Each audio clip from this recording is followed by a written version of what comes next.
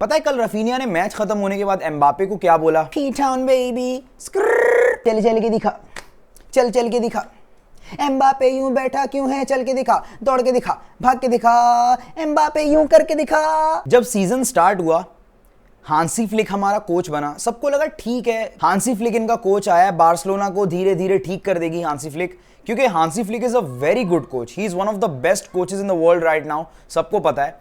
वो German national team के साथ फेल हुआ इन 2022 वर्ल्ड कप, 2022 का जो वर्ल्ड कप हुआ था कतार में, वहां पे वो फेल हुआ। जर्मन टीम के अंदर था, जर्मनी को ग्रुप स्टेजेस से वो क्लियर नहीं करा पाया, सबको लगा यार नहीं भाई अब हांसी फ्लिक वो चीज नहीं है।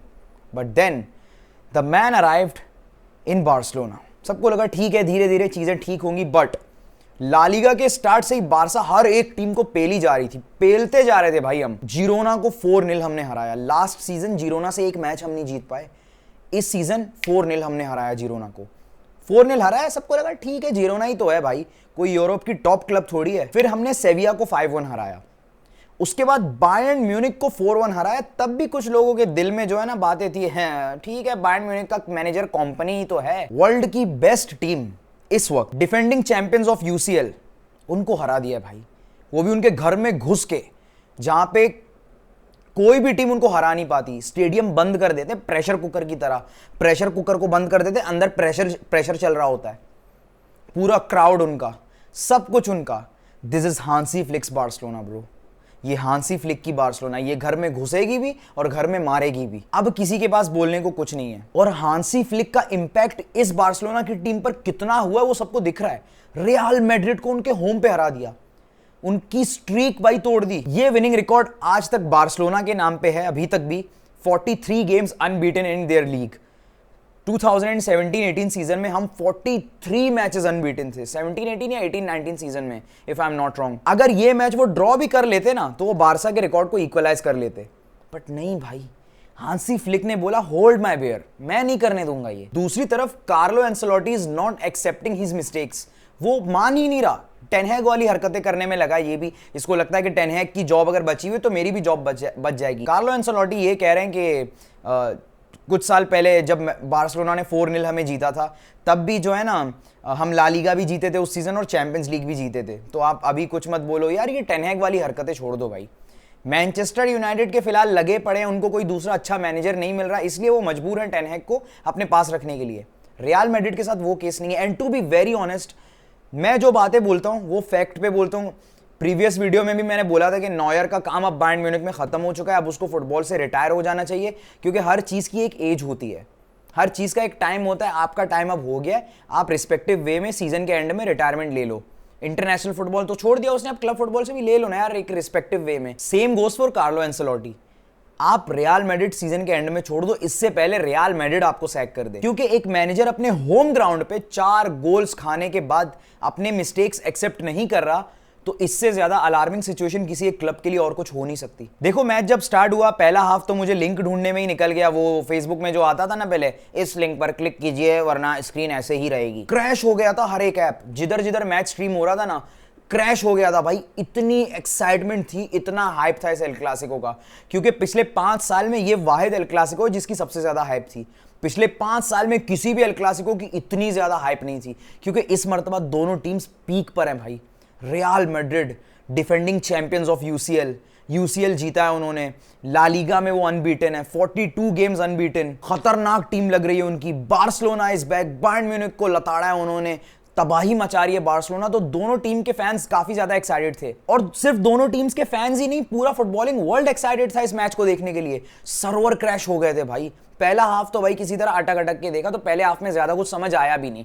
दोनों ही टीम्स ने डिसेंट परफॉर्मेंसेस दी। एम्बापे ने एक गोल दिया जो कि ऑफसाइड माना गया, वीएआर का रिव्यू लिया तो वो गोल ऑफसाइड निकला। बट पहले हाफ में मैं ये नहीं बोल सकता कि फलानी टीम ने अच्छा खेला फलानी टीम ने बुरा, नहीं, दोनों ही टीम्स ने काफी डिसेंट खेला पहले हाफ में। बट सेकंड हाफ में हमें वो देखने को मिला जो हमें डेकेड्स से देखने को मिलता आ रहा है। जब भी रियल मैड्रिड अपनी टीम स्टार्स से भर देती है, महंगे महंगे स्टार्स ले आती है, तब बार्सिलोना का कोई एक बच्चा आता है, वो इनको पेल के चला जाता है।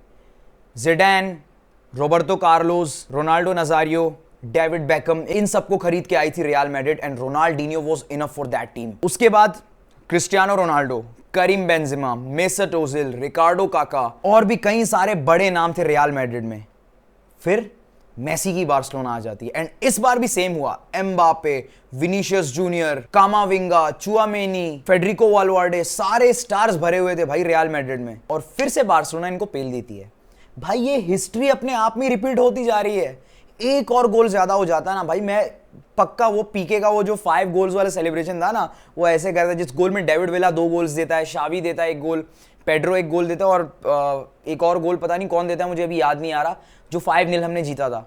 भाई मजा आ जाता। बट 4-0 मैड्रिड को 4-0 हराया भाई हमने इस मैच में। और उस मैच में एक सिमिलर चीज ये भी है कि उस टाइम भी real Madrid was the favourites, वो हाईली फेवरेट थे वो मैच जीतने के, फिर भी वो 5-0 से हार जाते हैं अगेंस्ट बार्सिलोना। एंड मेसी जो आइकॉनिक मोमेंट क्रिएट करता है ना इस कोल्ड वॉक के साथ, डैम ब्रो। सेम इस मैच में भी हुआ, real Madrid were highly favourites but they did nothing. And second half में फर्मीन लोपेस को निकाल के फ्रैंकी डियोंग को जब सब इन करा ना हांसी फ्लिक ने, वो मैच का टर्निंग पॉइंट था। फ्रैंकी डियोंग आया, वो कामली खेल रहा था पूरे मैच में, आते ही वो काफी कामली खेल रहा था, शांत होके खेल रहा था। सबको लगा अभी थोड़ा सा मैच जो है ना स्लो हो चुका है, बट देन यही तो मैच का टर्निंग पॉइंट था। फ्रैंकी डियोंग के आते ही पेड्री ये बात समझ चुका था कि अब मिडफील्ड को मैनेज करने के लिए फ्रैंकी डियोंग है। पेड्री फ्रंट लाइन पे आके खेलने लगा, उसको समझ आ गई कि भाई फ्रैंकी डियोंग आ गया, अब मिडफील्ड को ये मैनेज कर लेगा। पेड्री के अलावा मार्क कसाडो को भी फ्रैंकी के आते ही रियलाइज हो गया कि अब वो अपनी स्ट्रेंथ शो कर सकता है, क्योंकि मिडफील्ड फ्रैंकी डियोंग संभाल लेगा। एंड मार्क कसाडो ने जो पास डाला लेवा को,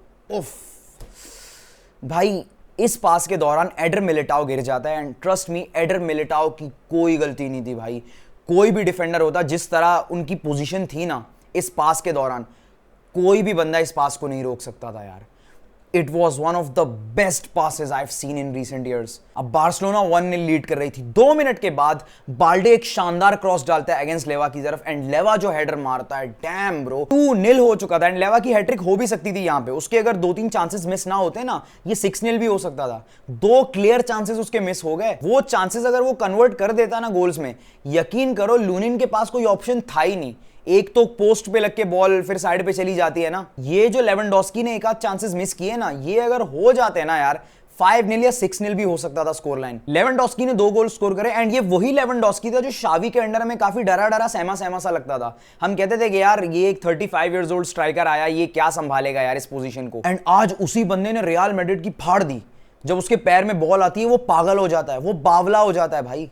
He is 36 years old, but still he is one of the best strikers in the world. 36 साल के स्ट्राइकर को बीस्ट बनाना हो, या इनाकी पीनिया जैसे एक एवरेज कीपर को बीस्ट बनाना हो ना, तो कोई हांसी फ्लिक से सीखे। खैर इन 2 गोल्स के बाद हमें एक और गोल देखने को मिला लामीन यमाल से, क्योंकि ऑब्वियसली सबको ये लग रहा था कि यार लेवेंडोस्की ने स्कोर कर दिया, अब लामीन यमाल क्यों स्कोर नहीं कर रहा है यार, इनका star boy. And Lamine Yamal became the youngest player to score in El Clasico. Lamine Yamal के बाद हमारा पी-टाउन बेबी, हमारा बस्ती का हस्ती रफीनिया भी स्कोर कर देता है। एंड रफीनिया ने भी कमाल का गोल स्कोर करा। वो जो एम्बापे ने सेलिब्रेट कर रहा था, ये अब बता ना साले, अब तू क्यों ऐसे ऐसे नहीं कर रहा था। फ्रैंकी डियोंग को क्रेडिट देना चाहिए, लेवेंडोस्की को क्रेडिट देना चाहिए, लामीन यमाल को, रफीनिया को। हमारी डिफेंस लाइन को काफी बेहतरीन तरीके से डिफेंड किया बार्सिलोना ने रियल मैड्रिड को। फिर चाहे वो जॉर्ज कुंडे हो, बाल्डे हो, इनीगो मार्टिनेज हो, सभी ने, पूरी टीम ने अच्छा खेला। लेकिन एक बंदे के बारे में ज्यादा बातचीत नहीं हो रही, वो है पाउ कुबार्सी। पाउ कुबार्सी जो पासेस दे रहा था भाई, ये बच्चों की टीम थी। ये बार्सिलोना बच्चों की टीम थी, सिर्फ कुछ ही इसमें बड़े प्लेयर्स थे। टू गुड भाई, सभी के लिए मैड्रिड हाईली फेवरेट थी। मैड्रिड एक ज्यादा स्टेबल साइड लग रही थी एंड बच्चों से हार गई है, वो भी अपने होम ग्राउंड पे। होम ग्राउंड बंद रखा था इन्होंने, ये अपना स्टेडियम बंद रखता है ना ताकि प्रेशर बढ़े सामने वाली टीम पे, सारा क्राउड हमारा हो, क्योंकि ऑब्वियसली 70 to 80% क्राउड तो इन्हीं का होता है। ऑफसाइड ट्रैप परफेक्ट काम कर रहा था हांसी फ्लिक का। एम्बापे ने 2 ऑफसाइड गोल स्कोर करे एंड टोटल 8 ऑफसाइड्स थे एम्बापे के। 8 ऑफसाइड्स भाई, 8 एफिंग ऑफसाइड्स। पूरी रियल मैड्रिड टीम के 12 ऑफसाइड्स थे। किसी को अपनी आंखों पे यकीन नहीं आ रहा था कि ये बार्सिलोना कर क्या रही है। एंड तुम्हारे बेस्ट प्लेयर को, जिसको तुम लोगों ने फ्री एजेंट खरीदा था, उसको तो भाई कल यकीन ही नहीं आ रहा था कि भाई ला लीगा में कीपर्स के हाथ भी होते हैं। यार इस मैच की जो खुशी है ना, वो तुम नहीं समझ पाओगे। मैं लास्ट टाइम किसी मैच के जीतने पे इतना खुश तब हुआ था जब मेसी ने वर्ल्ड कप लिफ्ट करा था भाई। मेरे ऑल टाइम फेवरेट प्लेयर ने, मेरे आइडल ने वर्ल्ड कप लिफ्ट करा था। अर्जेंटीना वर्ल्ड कप जीती थी 18 दिसंबर 2022 में। लास्ट टाइम उस दिन में इतना ज्यादा खुश था, एंड उस दिन के बाद आज 1 साल 10 महीने बाद आज मैं इतना ज्यादा खुश हुआ हूं। ये सब सब्र और शुक्र का फल है। ये वो दिन मुझे याद आते हैं जब हमारे क्लब का दिवाला निकल गया। हम फाइनेंशियली बहुत ज्यादा वीक हो चुके थे। हमारे क्लब की हिस्ट्री का ग्रेटेस्ट प्लेयर हमारा क्लब छोड़ के चला गया। जो किसी भी फुटबॉल फैन ने कभी ये इमेजिन नहीं किया था कि मेसी को हम बार्सिलोना के अलावा किसी और क्लब की जर्सी में खेलते हुए देखेंगे। किसी ने ये इमेजिन भी नहीं किया था कभी। 2 साल यूरोपा लीग में हमारी कुटाई हुई, 2 साल यूरोपा लीग खेलते हुए अपने क्लब को देखना पड़ा, ये सिचुएशन आ गई थी। एक ही सीजन में 3 बार रियल मैड्रिड से हार गए, 2 बार ला लीगा में और 1 बार सुपर कोपा दे स्पानिया में। But now the wait is over, finally the Barcelona is back. अब ये वो बार्सिलोना नहीं है जो आज से 1 साल पहले थी। अब ये बार्सिलोना घर में घुसेगी भी और घर में मारेगी भी, जिस तरह कल घसीट घसीट के मारा। खैर, मजा आ गया भाई। मैं मिलूंगा नेक्स्ट टाइम, तब तक के लिए गुड बाय।